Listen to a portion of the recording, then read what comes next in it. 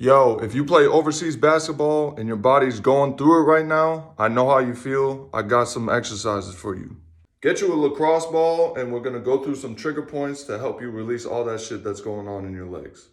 Now we wanna find the spots that feel crazy.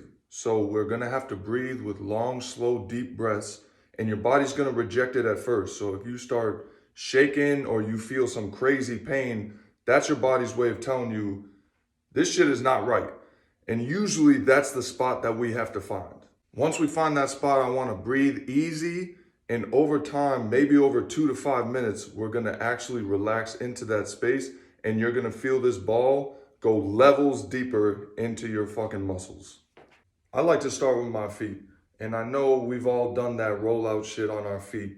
But what happens is that's just the surface of that fascia, right? On the bottom of our foot, just mindlessly kind of rolling back and forth. What I like to do on my foot is pick that spot. I usually work from the heel of my foot all the way out to the balls of my feet. So what I do is next to the heel, right when that shit starts, I like to press down and I'll use some support from my arms, but I want to lean all my weight on that one spot. And it's going to feel crazy. After 2 minutes or so, it's gonna feel a huge release and that'll carry up your leg when you feel it. So you gotta breathe through that spot and make sure, like, sometimes it'll feel so crazy that you start feeling your body do weird shit.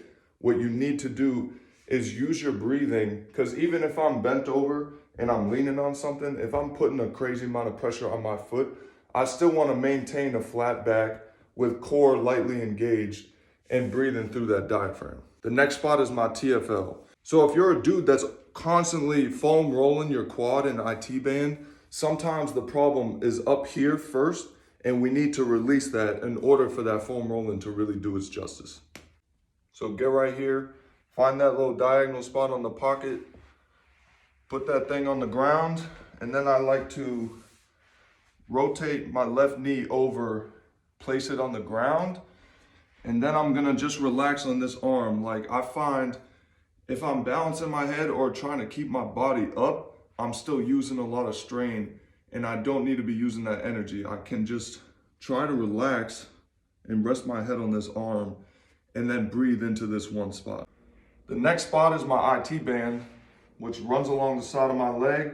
I'm gonna put the lacrosse ball right here, angle my knees at about 90, stack them, and then try to find the same chill position that I did with my TFL. And the more I breathe, the more weight I can kind of let rest right on that lacrosse ball position. And what's happening with our IT band is these muscles right here, especially over that long ass season of two-a-days, those muscles are all fucking atrophying and attaching, building up scar tissue alongside this IT band. The next one is the outside of our quad that connects to the IT band right here. This one's gonna be tough. So find the same angle right here, carry the knee over. And then what's gonna happen is as you lean down, this right leg is gonna lift up a little bit. So that's gonna put a lot of pressure on this spot. And right now, that shit feels crazy. But what happens is if it's feeling crazy, that means that our muscles are not hydrated enough and they don't have the correct activation system connected with our minds, and that's what's affecting us and leading to pain in our knees or our feet or our lower back. The way I see it, we need to release these muscles on the front of our bodies first so that we can use and activate our posterior chain. Basketball is a very quad dominant sport, and so what happens is these muscles get so tight and overactive that it inhibits the way we use our legs. And if you look at our body, the way it's designed, a lot of our power, most of it should come from our hips. If we can't activate our glutes though, that tension is just gonna travel down our chain into our knees and it's gonna mess us up. That means less athletic movements, more injuries over time, and less money in your pocket. So spend some time on these trigger point releases. I hope y'all liked this video, and if you think it would help somebody else, go ahead and send that shit.